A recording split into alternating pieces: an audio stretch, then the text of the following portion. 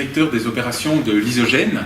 Lysogène qui est une société française qui développe des produits de thérapie génique dans le traitement de maladies rares neurodégénératives avec d'une part un traitement qui va entrer en études cliniques à la fin de l'année dans la maladie de Sanfilippo, connue aussi sous le nom de MPS IIIA, et un autre candidat médicament pour le traitement d'une maladie qui s'appelle la gangliossidose AGM1.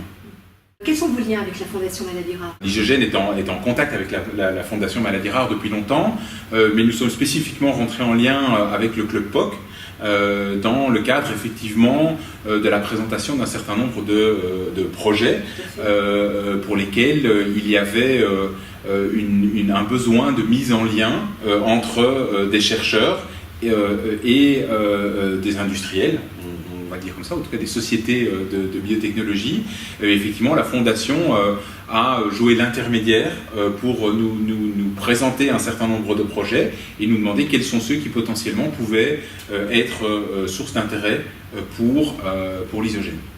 Et quel est le projet qui a retenu votre attention? Alors pour le projet qui a retenu notre attention, c'est un projet de développement d'une nouvelle approche thérapeutique dans le cadre du syndrome du Fragile X.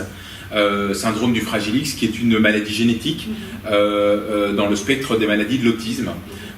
Et l'intérêt pour Lysogène, qui est une société de thérapie génique spécialisée dans les maladies du système nerveux central, il y avait un intérêt évident à explorer ce que l'on pouvait faire éventuellement dans le cas d'une maladie comme celle-là. Ça n'était pas naturellement un candidat pour nous, parce que nos premières maladies, les premières maladies sur lesquelles la société se concentre sont des maladies extrêmement rares et neurodégénératives. Ici, on parle d'une maladie certes génétique et donc candidate à un traitement par thérapie génique, mais qui est sur un spectre beaucoup plus large et sur une population beaucoup plus importante. Et quelle a été la collaboration avec le chercheur sur ce projet? Alors, l'idée est finalement ce sur quoi on travaille avec eux. On travaille non seulement avec le chercheur, avec la Fondation, mais aussi avec la SAT Connectus, qui a un rôle très important dans le projet, puisqu'elle porte la propriété intellectuelle et puis elle finance la première partie du développement. Et l'apport de Lysogène, c'est vraiment le savoir-faire que la société a pu développer dans le développement de candidats médicaments en thérapie génique. Et donc on travaille avec le chercheur et avec son équipe sur le programme qui va être suivi justement pour passer de la première étape qui est la découverte scientifique qui a été faite par le docteur Moine, d'une nouvelle approche justement dans cette maladie, pour passer finalement de cette découverte à l'élaboration d'une preuve de concept qui pourra plus tard être utilisée pour développer un candidat médicament. Donc on est très en amont dans les phases de recherche, mais effectivement pour nous c'est extrêmement intéressant parce que l'approche est complètement novatrice dans une maladie pour laquelle aujourd'hui malheureusement il n'y a pas de solution thérapeutique. Et comment la Fondation Maladies Rares vous a-t-elle concrètement aidé? Alors la Fondation Maladies Rares nous a aidés en nous mettant en lien avec l'écosystème autour de la maladie. C'est extrêmement important parce que, comme vous l'avez compris, ce n'est pas une aire thérapeutique dans laquelle nous sommes familiers. On n'a pas beaucoup d'expérience sur cette aire thérapeutique. Et c'était important pour nous, avant de finaliser, d'aller de l'avant avec l'équipe d'Hervé Moine et avec la SAT Connectus, c'était important pour nous d'avoir une bonne compréhension de la maladie, de son écosystème.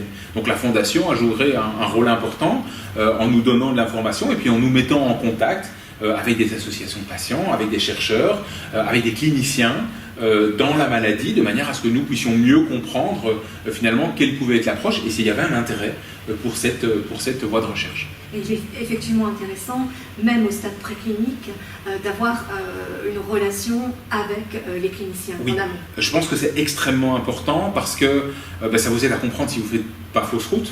Finalement, les meilleures idées du monde peuvent terminer au cimetière parce qu'elles ne rencontrent aucun intérêt. Ce n'est pas du tout l'objectif pour nous. On est une petite société, nos moyens sont limités. Donc c'est important qu'on concentre nos moyens là où on peut avancer. Et c'est vrai que dans ce cadre-là, comprendre très en amont quelles sont les attentes des cliniciens, qu'est-ce qu'ils ont vu comme développement dans la maladie. Il y a eu beaucoup de recherches qui ont été faites sur le Fragile X et malheureusement beaucoup d'échecs. Et donc comprendre est-ce qu'une nouvelle voie peut être intéressante, est-ce qu'une thérapie génique peut être intéressante parce qu'elle présente des complexités propres. Donc tout ça était extrêmement important pour justement se faire une opinion et mieux comprendre comment on allait pouvoir travailler au développement. Comment voyez-vous l'avenir de cette collaboration avec la Fondation Madame Irard ? Alors, l'avenir va être aussi chargé, voire plus que le passé, parce qu'effectivement, on va avoir énormément de travail. On a maintenant un accord avec la SAT, avec l'équipe de recherche pour justement développer cette preuve de concept sur les 18 prochains mois. Donc ça va être une phase importante aussi pour nous, pour justement continuer à comprendre l'écosystème, continuer à travailler à l'apprentissage de la maladie, des besoins des patients, des besoins des cliniciens, de manière à quelque part pouvoir être prêt au moment où on a une preuve de concept qui aurait été validée, à pouvoir embrayer très rapidement sur les étapes suivantes du développement du programme.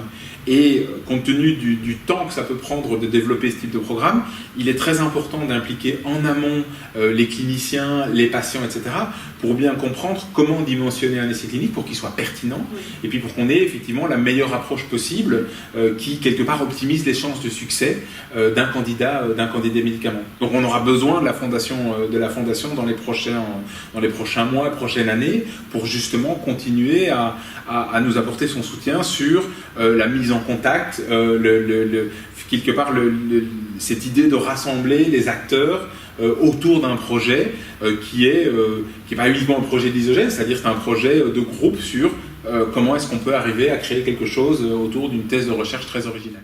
Merci beaucoup pour votre témoignage. Merci à vous.